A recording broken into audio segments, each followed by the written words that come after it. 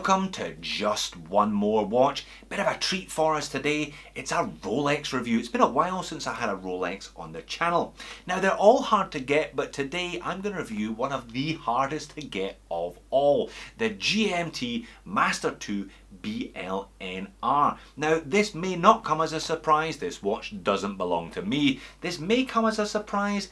This doesn't belong to Mr. X either, but you can be sure he had a hand in getting it to me here in Sydney. This actually belongs to Anthony, one half of the Clockbait YouTube channel. Now, if you're not already a subscriber of Clockbait, then you bloody well should be. I'll leave a link to their channel up in the corner of the video. That's the review of the watch and the discussion of how Anthony was able to get one in less than 3 weeks. I don't think that was entirely without repercussions though, but if I told you, they'd have to kill him, so I'd better not. Anyway, Mr. X met up with the boys just before Christmas. They drank an awful lot of champagne and various watch swaps were done. He left a bunch of stuff in the UK with them and they gave him one Batman to bring over here, and I've snagged it for a borrow. Now, it's Anthony's watch and he detests this Jubileed version being referred to as a Batgirl. So with due deference to him, I'm going to call it the Batperson. Let's flip the camera and get on with the review. And there is the Batperson in all its gender neutral glory. No box, no papers. This is how it arrived in Sydney on the wrist of Mr. X. Unless Anthony is pulling everybody's plonkers, this is a genuine roller though. We've all seen a Rolex box before. They're kind of disappointing bits of green plastic. Certainly disappointing for the 13,600 Aussie dollars that they're asking for one of these. Technically this is a Rolex Oyster Perpetual GMT Master 2 126710 BLNR. Now I have looked at a bunch of rollers on the channel over the last couple of years. I've looked at the Air King, the Submariner, the Explorer 2 and various deep seas, and I've managed to keep shall we say, a bit of critical distance between myself and the watches. They're just so hard to get these days and so bloody expensive. It's like falling in love with a supermodel.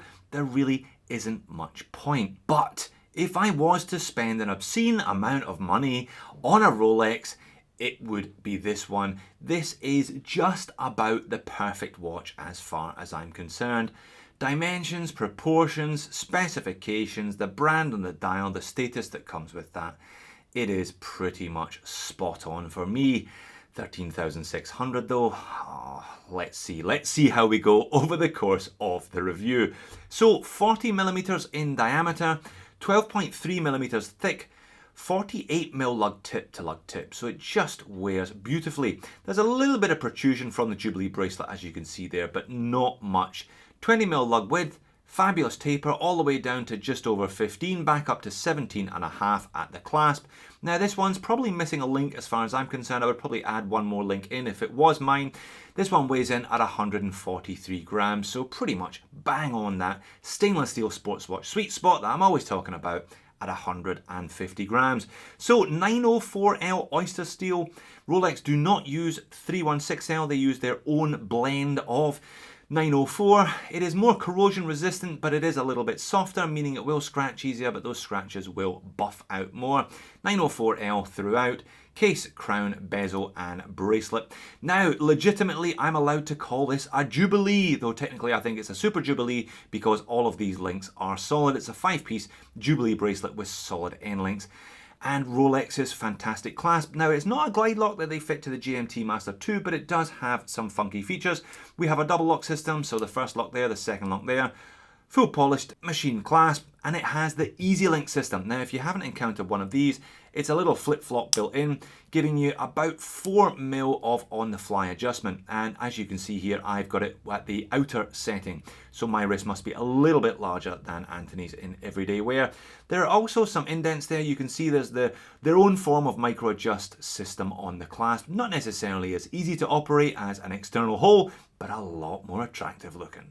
The glass covering the dial is of course sapphire, and there's a cyclops there magnifying the date complication at the 3 o'clock, but as this is one of Rolex's professional series watches, they don't put any anti-reflective coating on the glass. They never have, and knowing Rolex, they probably never will. Now the bezel here, we have a beautiful ceramic.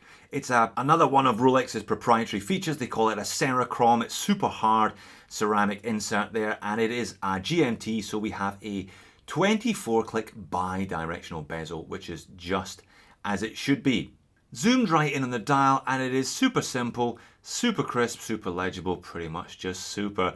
Classic Rolex stuff here. We have got that big applied triangle at 12 o'clock, batons at the 6 and the 9, and circular applied indices everywhere else. This is a very familiar look, copied 1,000 times.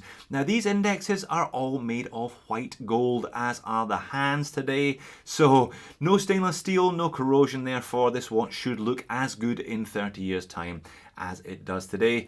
Crisply applied printing of the Rolex logo, the coronet, oyster perpetual date under the index at 12, and 3 lines of text, GMT Master 2, superlative chronometer, officially certified above the baton at 6 o'clock, and obviously Swiss made with the coronet underneath the index at 6. Handset's a classic Mercedes handset, again as I said in white gold.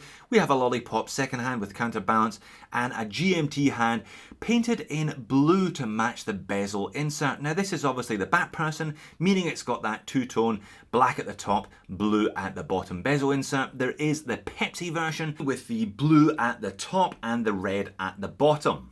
Now, as is the Rolex way, the case back is screwed down and it is sterile, no markings on there whatsoever. You need a special tool to take the case backs off these and various Tudor watches. So only 100 meters of water resistance with these GMTs. The crown is screwed down, what they call a triple lock system. You can see the first of the rubber seals there preventing water from invading the case. Now the movement in the Batperson is the relatively new, all singing, all dancing 3285 caliber from Rolex. Obviously it's an in-house movement. This is the one with the upgraded 70-hour power reserve. All the usual Rolex proprietary good stuff, those being a paramagnetic oscillator, the Paraflex shock system, and the Parachrome hairspring. 4 Hz, 28,800 vibrations per hour, and obviously it hacks and it hand winds. So screw down crown as I mentioned. Pop the crown out, you can roll the crown forward to manually wind the movement, as I said, up to a maximum of 70 hours power reserve. One more pull should adjust the hour hand. So if you are an international jet setter, as you cross time zones, you can adjust it without hacking the movement, crucially. This is also how you adjust the date. It's kind of a slow date set, if you see what I mean. You've got to kind of keep rolling it forward and forward and forward until the date adjusts. So what this does mean though is if you want to adjust the GMT hand, you set the GMT hand first. So you adjust the GMT hand using the regular time set. I'm going to adjust it here to the 1600 and then back in one position, and I'm going to roll that hour hand, pop it back out one position, roll that hour hand back round to the 9, and that's it. My GMT hand is now set, and as is my home time. Stated accuracy of the movement is plus or minus 2 seconds per day variance, cased. Now there's COSC and then there's superlative chronometer. That's what Rolex claim for this one. Let's get it on the time grapher. And indeed, that's not a bad result at all, is it? Running 0 seconds per day, running pretty much spot on in the default flat on its back position. But enough of the dimensions and specifications, let's get this thing on wrist and just look at it. Pretty much perfect for me. As I said, I've got a 7-inch wrist for your reference, and this wears as well as anything I have ever had on my wrist. It really does. Proportionally, just perfect. The right lug to lug, the right diameter, the right taper on that Jubilee bracelet. I much prefer this Jubilee to the high polished center links. I'm not really a fan of the center links being polished on an oyster bracelet, and this just looks superb. And that's the proper overhead shot, as you would expect. Super legible from this kind of dive watched based all round GMT traveler's watch. Just looks stunning. Doesn't necessarily look like you've got 13.5 grand sitting on your wrist, if I'm being honest, but then again, that's not always a bad thing. Outside you can notice that there's no anti-reflective coating on the sapphire there, but it's not a major impediment given how legible that black dial and those Lume filled, white gold indices and hands are. Not a huge amount of curvature to the oyster case, they do tend to be quite flat, but minimal case back protrusion, it sits very well on wrist, really carries its weight well this one, just about perfect. I've used the word perfect a number of times over this review so far, haven't I? Does that mean to say that I found the perfect watch? Am I indeed falling in love with the supermodel? Well, no, I don't think this watch is perfect. Certainly there's elements of it that are a bit of a disappointment considering the entry price, such as the bezel play. Now I'll try and hold the watch in my hand as tightly as I can. Quite a bit of lateral bezel play, bit disappointing at the price. And then there's the lume. Now Rolex uses again its own proprietary lume system here. Chromalight, they introduced it a few years ago, replacing the BGW9 Superluminova that they had previously used in their watches. Their claim is that Chromalight lasts up to twice as long as BGW9 did. But if you watched Lume Wars the other day, this watch got spanked in the quarterfinals by an Oris and certainly was nowhere near as bright and as long lasting as a no-name micro brand it went up against for good measure. Perhaps over the course of 8 hours the Chromalight will come into its own, but I've found it to be better in some Rolex that I've reviewed than others. The Explorer 2, for example, was outstanding, but this one's a bit disappointing. It certainly fades on the hands before the indices, and that's not what you want on any watch, regardless of the price tag. And this is my first encounter with the 3285 GMT caliber, but I must say there's a bit more rotor noise than I was expecting. In fact, I'm going to bring these guys out today, the kittens of rotor noise doom, more normally associated with the Miyota 8215.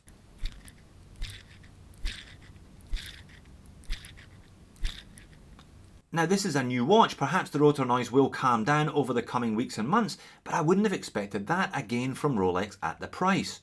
And under the macro lens, if you look at that GMT hand, that's not again what you'd expect from a watch at this price either, is it? I remember moaning about that on a Zelos Horizons GMT that they hadn't got the painting right. I would have expected more from the Mighty R. So perfect? No. There are a number of elements of this watch, as discussed, that I would have expected to have been better, given the enormous price that this watch is commanding. Rolex may be the most desirable brand, or one of the most desirable brands in the market at the moment. For example, if I was able to pick one of these up for retail, that 13.5 grand, I could walk out the shop and sell it on a forum for 20,000 Aussie dollars. No problem at all. Such is the demand for these, but that doesn't mean to say that they make the best watches in the world. As discussed, there are a number of elements that I could have definitely seen been improved here. But does that make this watch any less desirable? Probably not. It looks great and it wears magnificently, and I would love to have one of these on my wrist. So there you have it, the Rolex GMT Master 2 BLNR, aka the Batman, Batgirl, Batperson. Who cares? It's a stunner. 13.5 grand Aussie. I'd probably do it. Thanks for watching. See you in the next video.